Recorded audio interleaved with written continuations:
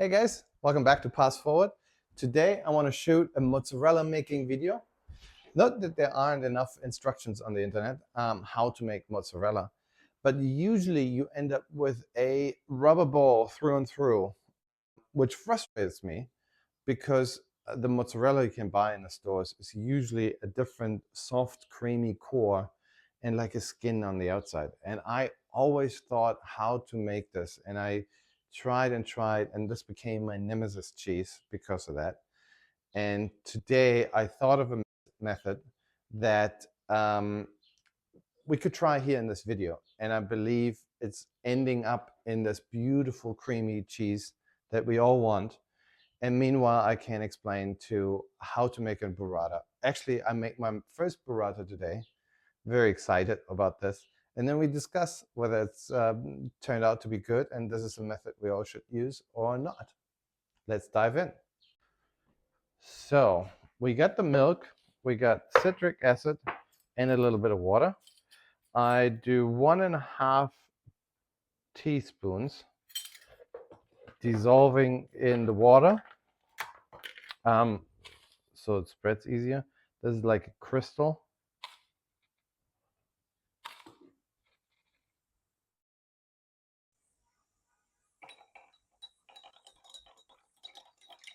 Okay. It's the first time I do this in a water bath.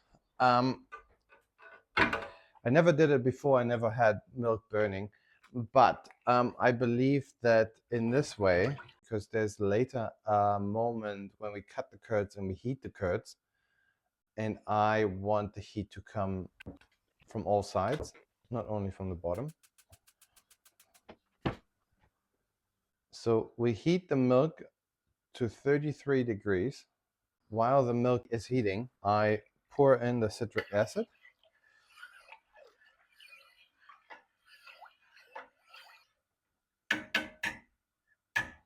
And let this heat up to 33 degrees. Once the 33 are reached, or in this case, close to it, apologies for that knocking, we then add the rennet. In our case here, 1/2 teaspoon of vegetarian rennet, which I dissolve in water, and then add it to the warm milk. Every video will tell you on this point to not stir it longer than a minute, but incorporate the rennet thoroughly into the milk.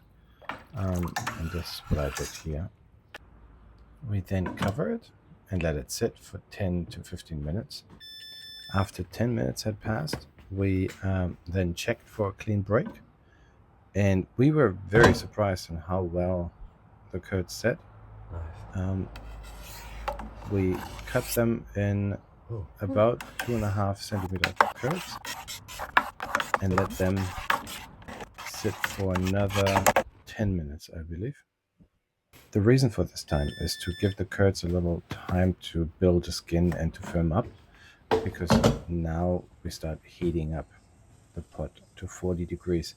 You can see the pot already went to 35 through the water bath.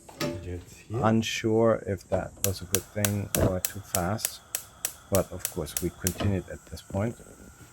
To heat the curds evenly, we gently stir the pot a little bit until we reach the 40 degrees. So now we turn off the heat, we take it out of the water bath, and we bring it over to the sink area where we prepared a cheesecloth and we drain it. Underneath that cheesecloth is a pot which catches the whey. So now I make some knots in the cheesecloth and hang it up and let it drain by gravity. So we let this drain now until it kind of dribbles like that. I feel it. This feels too soft still. I let it drain a little bit. And then what we do is I take 1/3 of that, keep it separate for my core, and the 2/3 I use to stretch it, not overstretch it, but stretch it and stretch it around the core. So in this case, we keep this core juicy and intact, and the outer layer like a firmer skin around the whole mozzarella. And the burrata is actually nothing else, and that's why I got the idea to make the mozzarella like burrata style as well. The only difference is that in the burrata you add cream into the core sample and you mix in the cream as well. And another thing that always frustrated me in the other videos is they put salt in the same mix, and to incorporate the salt into the whole curd, you actually work it and you stretch it, and it becomes firm and rubbery at the end. So the texture already through the salt is changing. If you just put the salt in and you try not to overstretch it, you might end up with bits that are very salty and stuff, and corners that are not salty at all, which was another reason why this was my nemesis cheese. Now, what I do now is I only salt the core. Should we try it? Ah, we shouldn't. Now let's leave it a little bit. All right. Choose our balls to separate our curds. How do we do this? This one's the third one. So we will have one bowl. One bowl, I take this one as the outer skin bowl. 2/3 go in there. This will be the cream bowl, and this will be the core for the real mozzarella.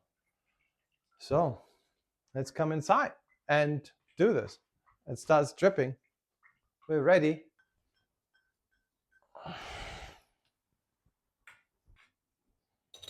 So now I'm going to divide this. 2/3 will stay in the glass bowl, and 1/3 is going to be halved between the two white bowls. Now we use our salt, and we put a little bit of salt. This is very gray, original sea salt. That's why it's a little bit gray. And I put that in there. And we will put the cream into this one. And this is what I never did in my life before. I never made burrata. So let's see how we get a little bit of cream worked in here. I don't know how that should work in there.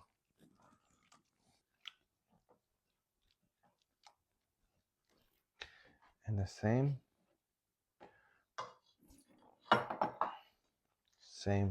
I just roughly incorporate the salt into this.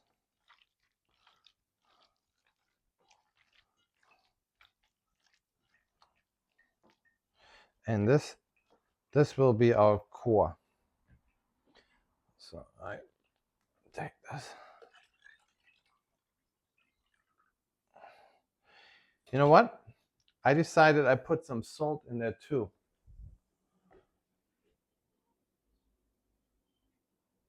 Make that a little salty. So,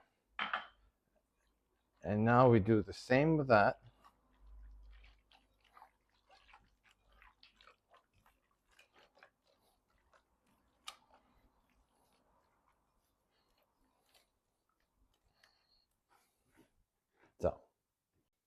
So now we got our burrata core, our salted mozzarella core.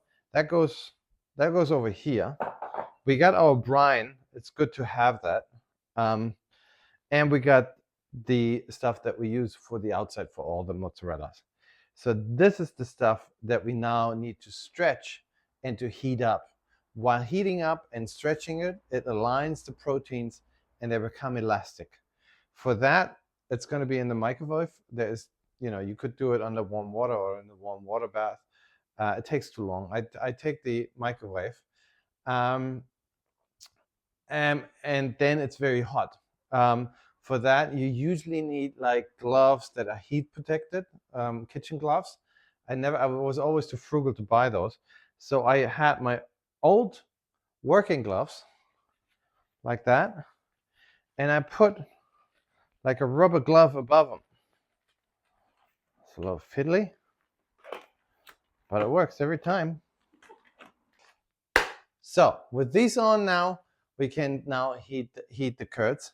Like in any other mozzarella, this is how they make the mozzarella in the other videos. Just a full one, not like us. So we put that in the microwave on full heat for a minute.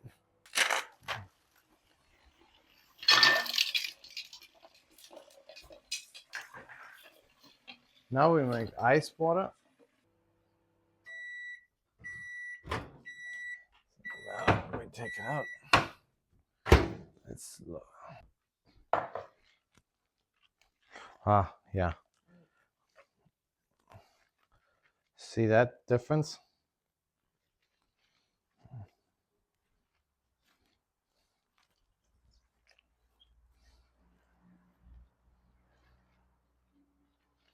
So now I stretch it like that, and you see how shiny the mixture gets.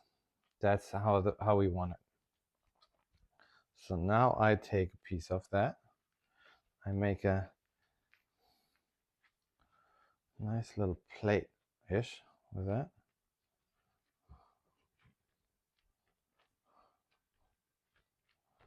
Yeah, at this point I realized it's not going to be that easy. I had in mind that it might be like making dumplings or anything like that. And I'm sure there's a very easy method to making burrata, but I don't know that method, and so I struggled a little bit. At the end, it turned out to be okay. I made 2 burratas and 1 mozzarella in that style.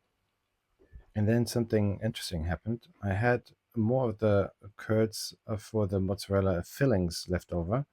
I heated that up and I formed a mozzarella like you would do in all the other videos. So we have a little bit of a reference here now.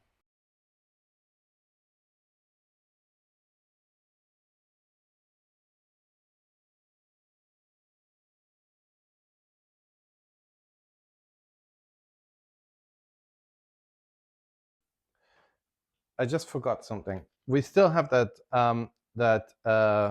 what is it? Whey. We still have that whey from the cheese making. It still is 33 degrees, 32. I will let this cool down.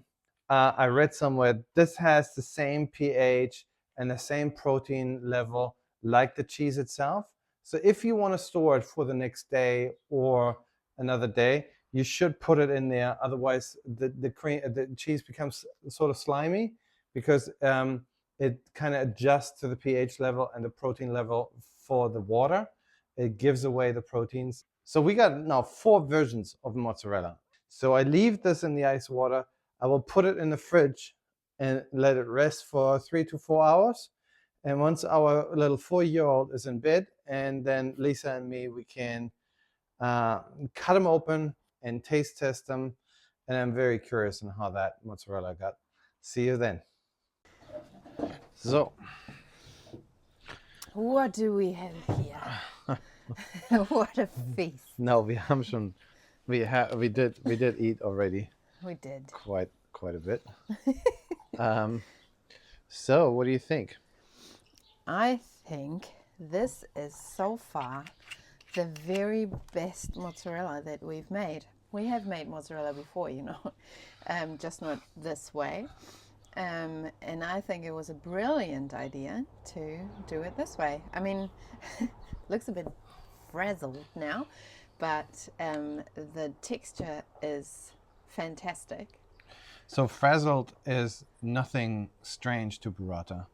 Burrata, as it is a pocket and you have those curds inside with the cream, you cut it open and it kind of oozes out. That's a luxurious thing for that. you want the mozzarella to be a little bit firmer, and I do get why they do it as one ball. I haven't found out the right method and the right. I think less is more when it comes to mozzarella. The less you stretch, the less you try to make it rubbery. The better for the mozzarella, the more moisture it contains. But as a burrata, and if you want to do your mozzarellas in burrata style without the cream, it is something great. It has something moisture. It goes well on the tomatoes, and you take a fork and you eat it like that, and it's beautiful. I recommend doing that method. This channel is, by the way, if it would be a failure, we would say we try again. We would still show it. We would still show it. Our faces would and look this different. is not a channel where we say this is the best way. You have to do it this way. It's an option. It just made sense to us. That's why we filmed it, and we thought we share it with you guys. And let us know what you guys think, and how you like your mozzarellas, and if that's something. And if you have a better method of closing Oh them, yeah, please we're let me open know. for- Please let me know. I really need to for know now. tips. This is this was very annoying. It's Yeah. tricky. I think in the end, it's just muscle memory. The more Yeah. often you do it, the I- better you get. I don't know if I can show that on the camera, but even the stretched bits, they rip apart like a little bit like Layers. chicken meat, Yeah, a little bit that's right. like chicken breast Like- meat, and that's where I want it to be. And I think it That's right. wasn't the method of a skin and the inside, but it was luckily my level of stretching and not overstretching it. That's and right. overworking it. And by the way, the salt is good. It is surprisingly sweet, and I think it is summer here in New Zealand right now. And the milk was very good quality milk that we had. Is a very rich, sweet, fatty, good milk. I think that makes it sweet. The tomatoes are sweet. They have a certain level of sweetness to it. Coming back to the salt, because you on the spot decided to put some salt in the outer layer, Yeah. and you first thought you wouldn't do that. I think it was a good decision, actually. Yeah. It's surprising how the salt actually not disappears, but sort of blends in. Yeah. Yeah, very good. I'm a fan. Nice. Please subscribe if you liked it. Please give us a thumbs up. And tell your friends. And tell your friends we're here, and we have plenty more of content to go through. See you soon on the next one. Bye, guys. Bye. Cheers, honey. Cheers.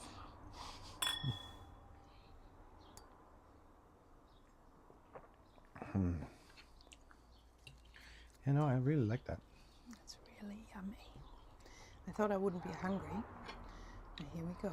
Yeah, Eating the whole thing. I don't need bread for that. No. This is just delicious as it is. And it's not over salty. No, I actually add some salt.